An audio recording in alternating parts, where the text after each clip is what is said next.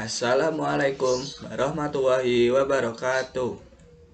Nama saya Aris Setiawansyah dengan NIM 2005520095 dari kelas akuntansi F1. Saya dari mahasiswa Universitas Tikubang Semarang atau Unisbang dari Fakultas Ekonomi dan Bisnis Prodi Akuntansi. Fakultas Unisbang Semarang memiliki 12 program studi. Salah satunya akuntansi.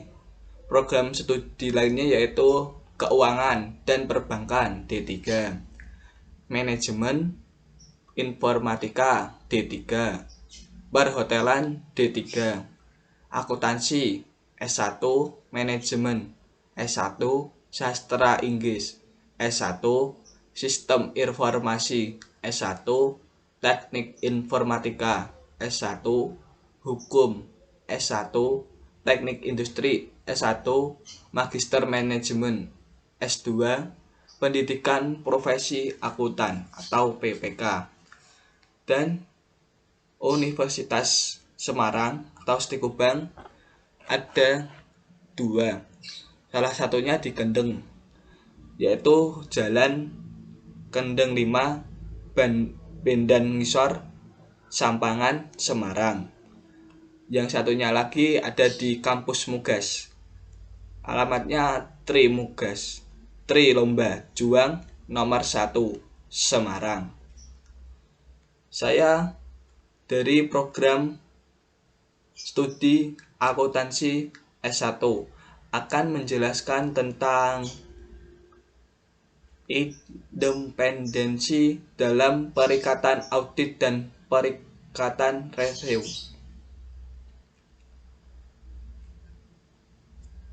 Penerapan kerangka kerja konseptual untuk independensi dalam perikatan audit dan perikatan review dalam melindungi kepentingan publik dan diharuskan oleh kode etik akuntan yang berpraktik melayani publik harus independen ketika melakukan perikatan audit atau perikatan review.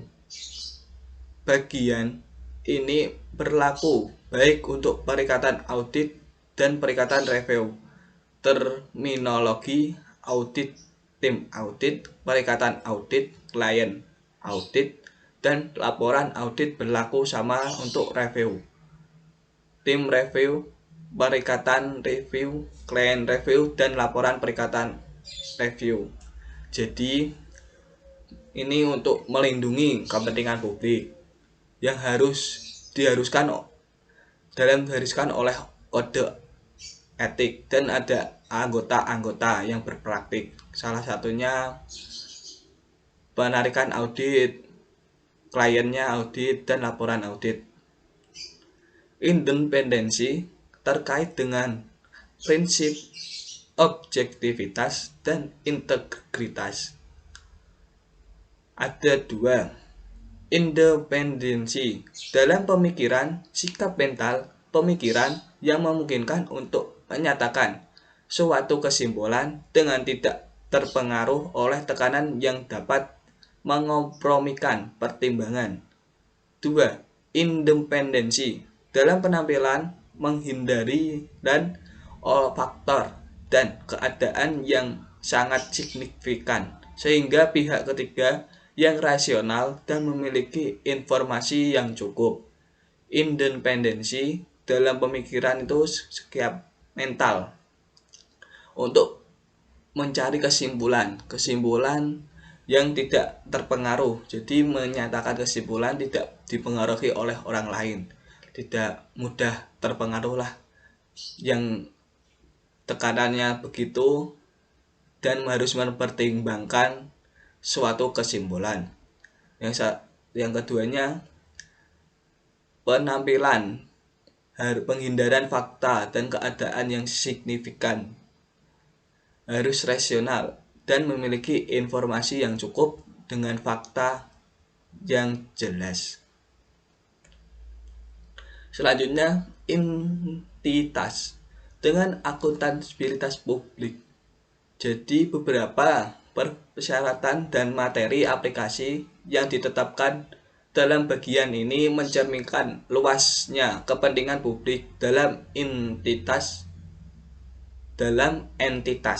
tertentu yang didefinisikan sebagai entitas dengan akuntabilitas publik.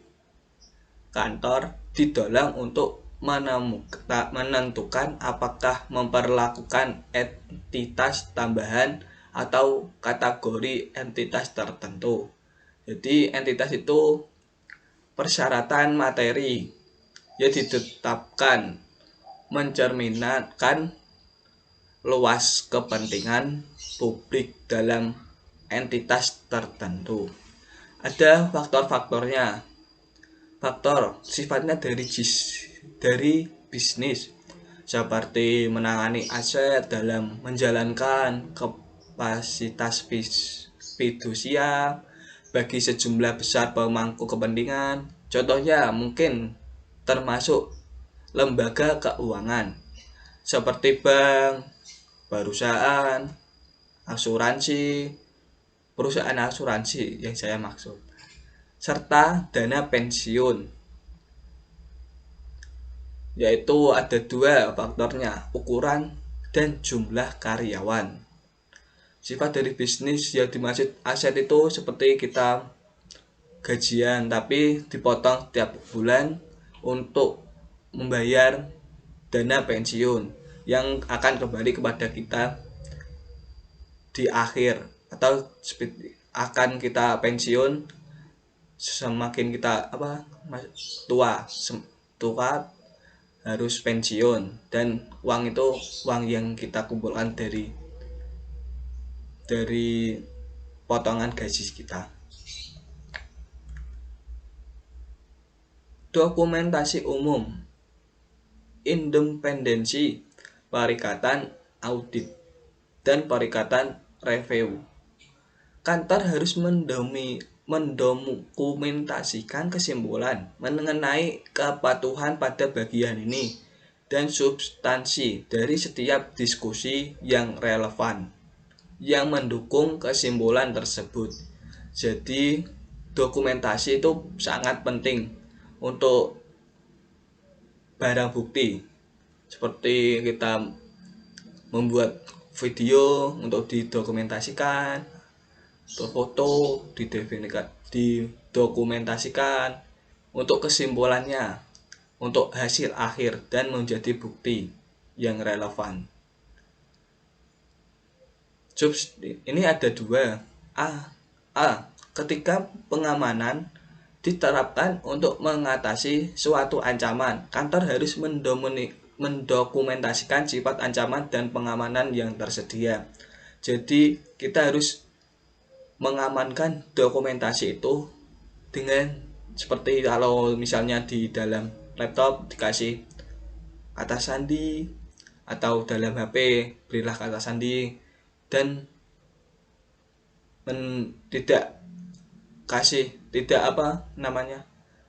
harus pengamanannya harus terjaga.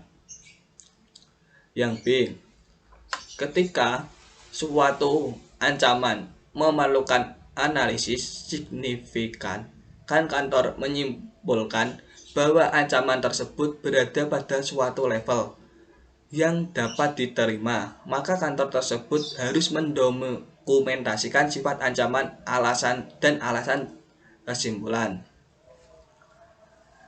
Ya, jadi suatu ancaman itu harus memerlukan analisis yang fakta, yang signifikan, yang logis, dan kantornya harus menyimpulkan bahwa ancaman level itu dapat diterima dengan beberapa bukti dokumentasi dalam suatu permasalahan, dan sifat ancaman dan alasan kesimpulan harus signifikan. Pelanggaran atas ketentuan independensi untuk perikatan audit. dan perikatan review. Ada 4. 1.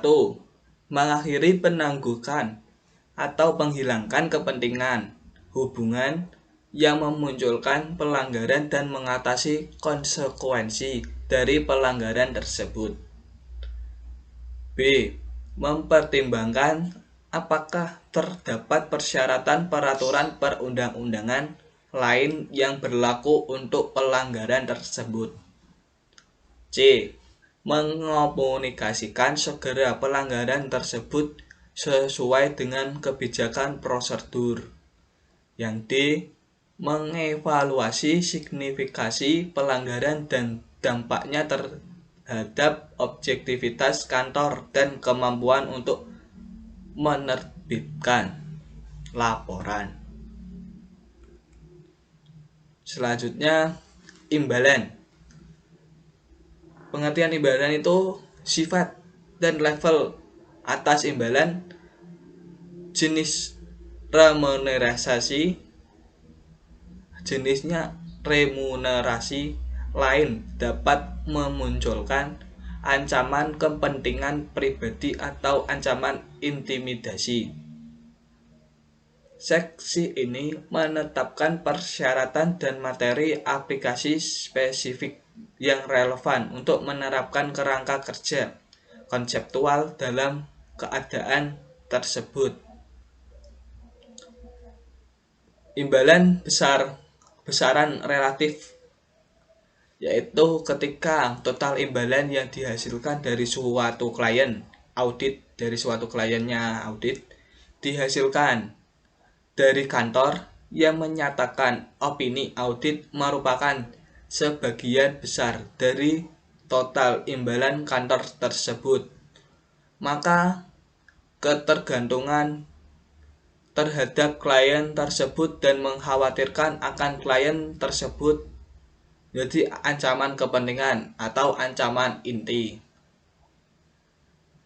Dan besaran relatif imbalan ini memiliki faktor. Ada 3. 1. Struktur operasi kantor. 2. Apakah kantor sudah mapan atau kantor baru berdiri.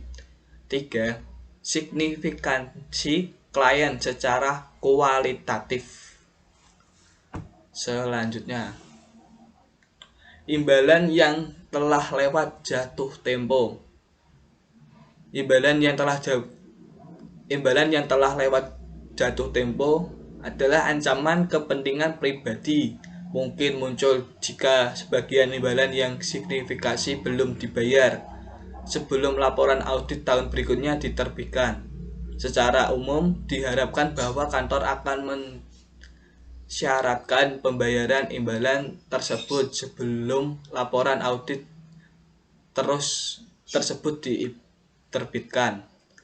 Ada 2, yaitu memperoleh sebagian pembayaran dari imbalan yang telah lewat jatuh tempo. 2. Menugaskan penelaah yang tepat yang tidak terlibat dalam perikatan audit untuk menelaah pekerjaan yang dilakukan. Jadi imbalan yang telah dilewat jatuh tempo itu harus membayar terlebih dahulu sebelum laporan audit yang tahun akan ke depannya itu akan terbit lagi. Secara umum masyarakat harus membayar, dan sebelum membayar harus lapor ke audit tersebut sebelum diterbitkan. Selanjutnya, kepentingan keuangan. Kepentingan keuangan dapat dimiliki baik secara langsung atau tidak langsung melalui perantara seperti sarana investasi kolektif, estate, atau trust. Ketika seorang pemilik manfaatkan memiliki pengendalian terhadap perantara atau kemampuan untuk mempengaruhi atau memengaruhi keputusan keinvestasinya. Kode etik ini mendefinisikan bahwa kepentingan keuangan tersebut bersifat langsung. Ada 3, yaitu peran individu yang memiliki kepentingan keuangan. Apakah kepentingan individu keuangan bersifat langsung atau tidak langsung? Yang ketiga, materialitis dari kepentingan keuangan. Jadi kepentingan keuangan itu dapat dimiliki secara langsung maupun tidak langsung. Seorang memiliki manfaatnya sendiri-sendiri ya, dalam pengendalian tersebut, dalam kemampuan untuk mempengaruhi keputusan terhadap perantara, keputusan terhadap investasinya. Dan peran individu yang memiliki, contohnya peran individu yang memiliki kepentingan keuangan, jadi hanya orang-orang individu yang memiliki kepentingan-kepentingan tersebut. Dan yang materialitis dalam kepentingan keuangan. Selanjutnya, kepentingan keuangan pada entitas pengendalian klien audit, yaitu ketika entitas memiliki kepentingan pengendali terhadap klien audit dan klien audit tersebut adalah material bagi entitas, baik kantor, jaringan kantor, anggota tim audit, atau setiap anggota keluarga inti dari individu tersebut. Tidak boleh memiliki kepentingan keuangan yang material, baik secara langsung ataupun tidak secara langsung terhadap entitas tersebut. Dalam pengendalian klien audit memiliki kepentingan untuk mengendalikan kliennya.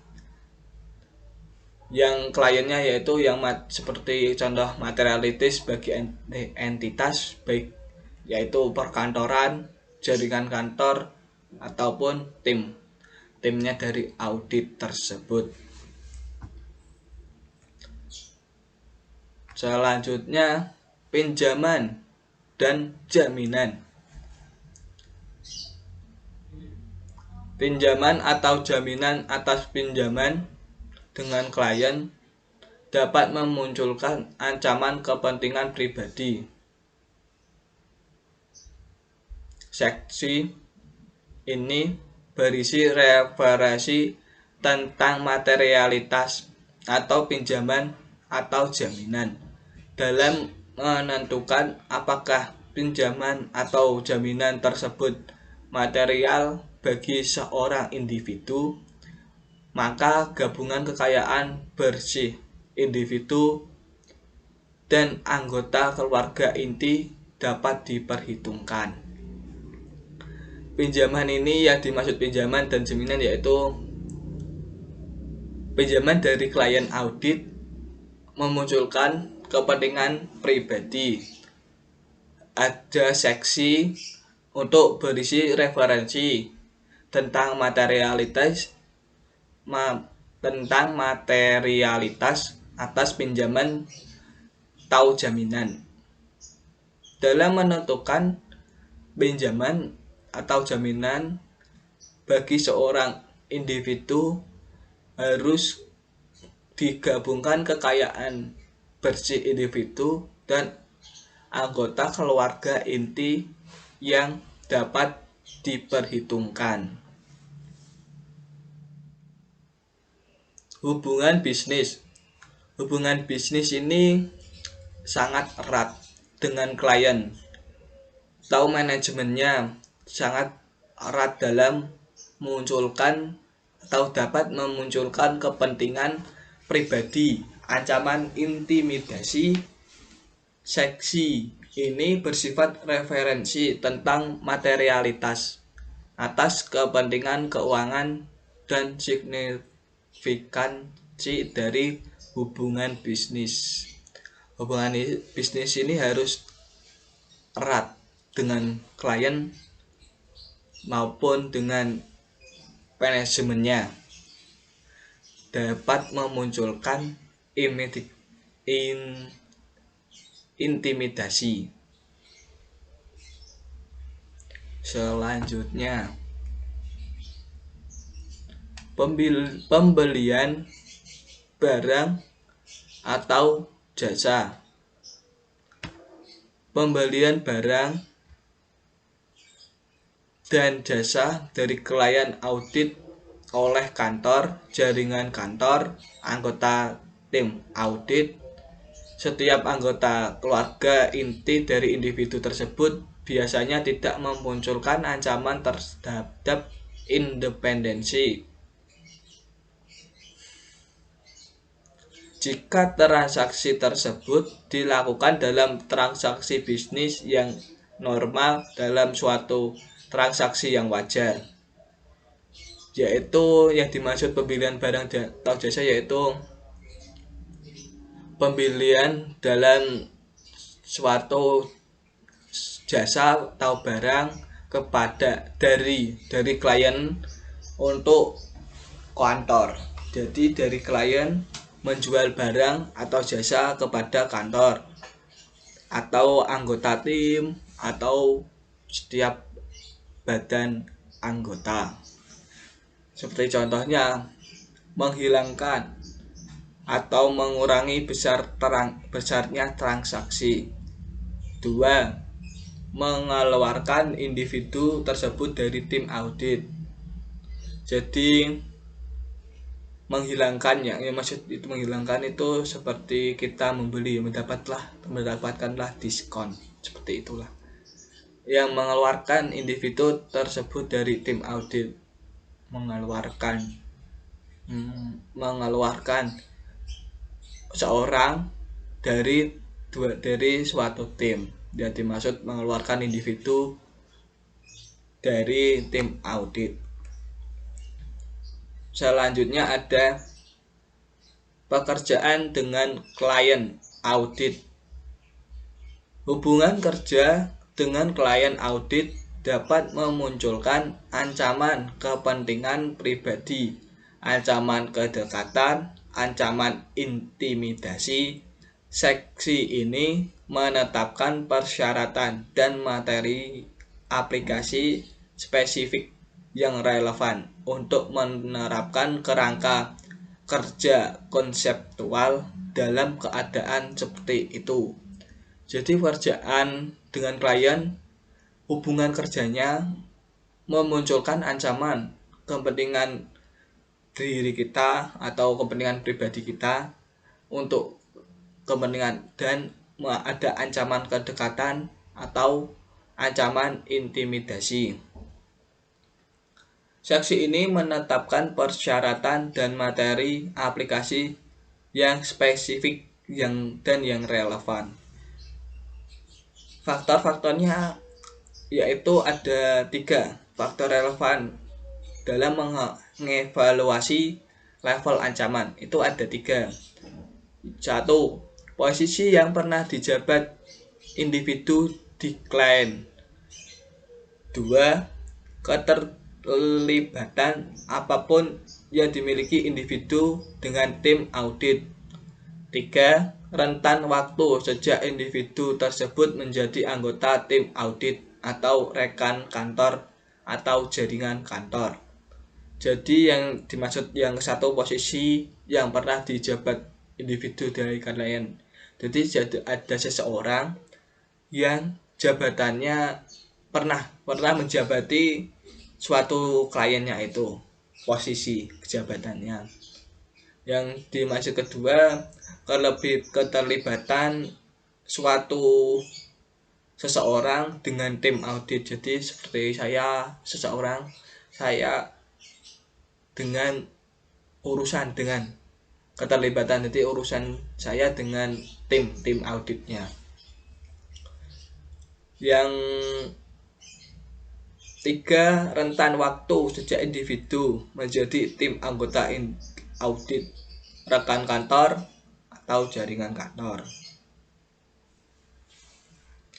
Selanjutnya, penyediaan jasa non-asuransi kepada klien audit. Kantor dan jaringan kantornya mungkin menyediakan berbagai jasa non-asuran kepada klien audit yang konsisten dengan keterampilan dan keahliannya. Pemberian jasa non-asuransi kepada klien audit dapat memunculkan ancaman terhadap kepatuhan dan prinsip dasar etika, dan ancaman terhadap independensi. Yang dua, mengatasi ancaman. Cara mengatasinya ada beberapa subseksi, termasuk persyaratan yang secara tegas, harus tegas, melarang kantor atau jaringan kantor untuk memberikan jasa tertentu kepada klien audit dalam keadaan tertentu karena ancaman yang muncul tidak dapat diatasi dengan menerapkan pengamanan.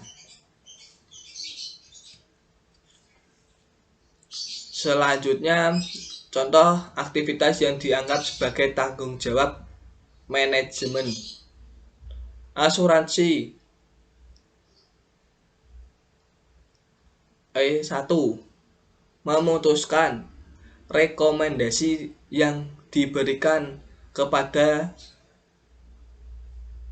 menetapkan kebijakan dan arah strategis. 2. Memperkerjakan atau memberhentikan karyawan. Ya dimaksud itu memecat atau meliburkan karyawannya. Ketiga, mengarahkan dan mengambil tanggung jawab atas tindakan karyawan entitas dalam kaitannya dengan pekerjaan karyawan untuk entitas. Yang keempat, otorisasi transaksi. Yang kelima, mengendalikan atau mengelola rekening bank atau investasi kantor, jaringan kantor, atau pihak ketiga lainnya yang diimplementasikan.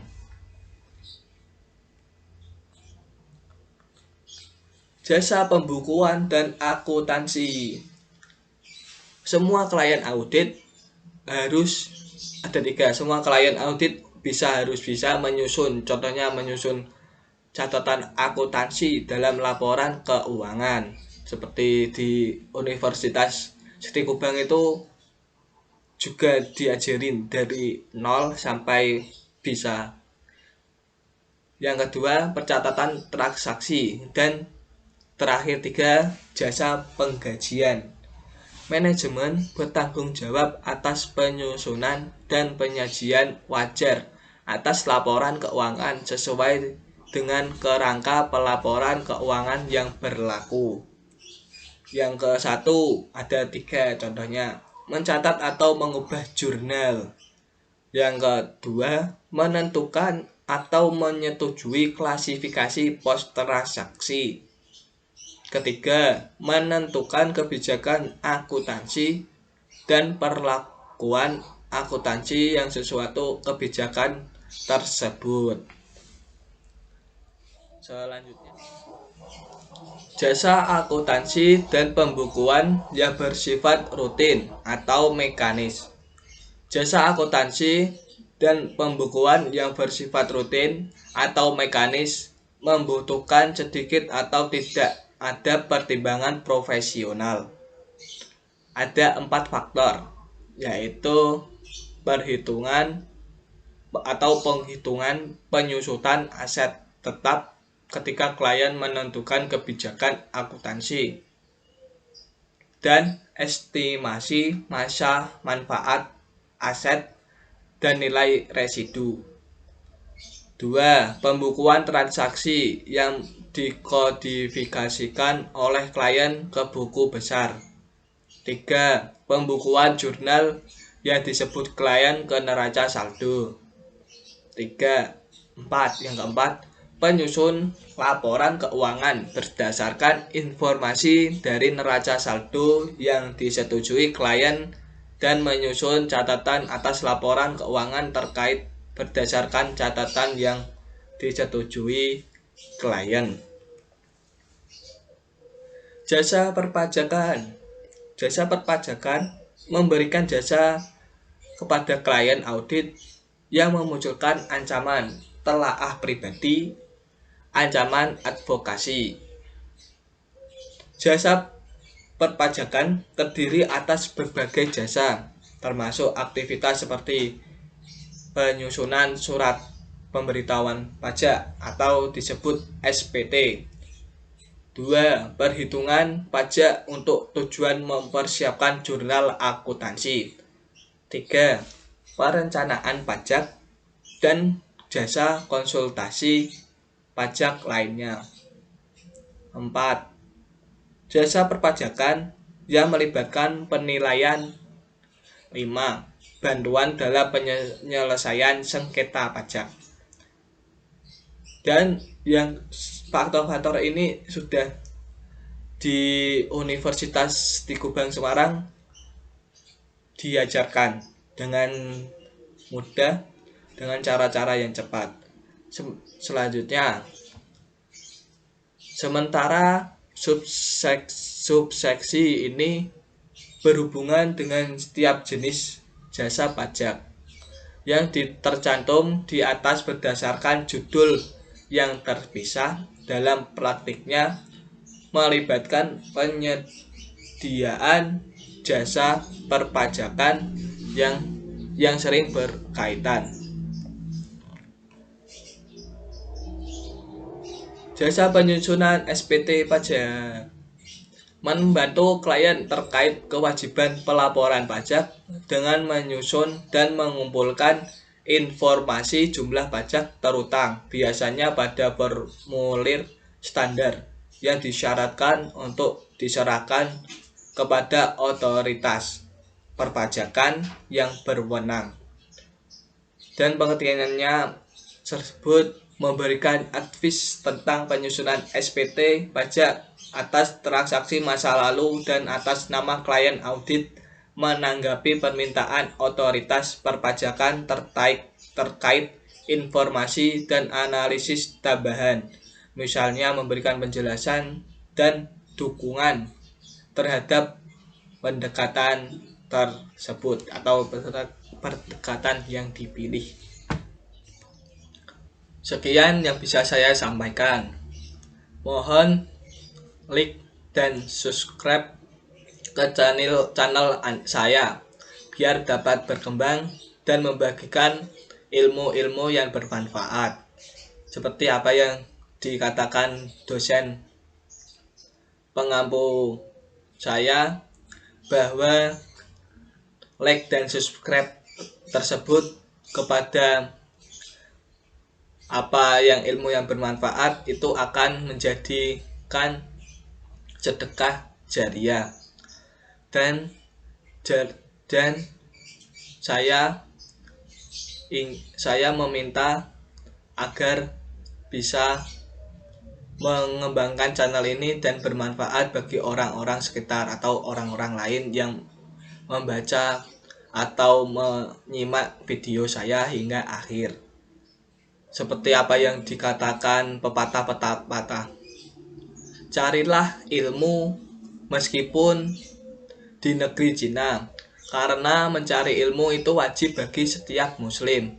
Jadi kita carilah ilmu sampai ke negeri Cina, karena ilmu itu bermanfaat. Jika kita memberikan sedikit ilmu kepada orang lain, itu masuknya sedekah jariah, apalagi ilmu tersebut dapat bermanfaat atau menjadi pedoman-pedoman yang kita beri ilmu atau bermanfaat bagi orang sekitar kita bermanfaat bagi orang lain, dan itu masuk ke dalam sedekah jariah.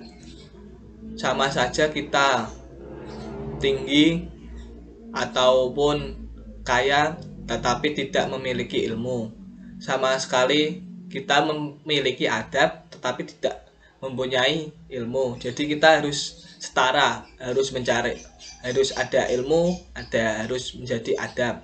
Jangan ada seperti memiliki ilmu tetapi tidak punya adab, itu sifat syaitan.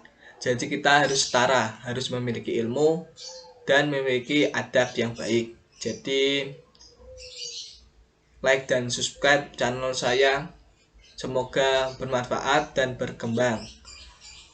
Sekian, terima kasih. Apa yang bisa saya sampaikan, kurang dan lebihnya saya mohon maaf. Wassalamualaikum warahmatullahi wabarakatuh.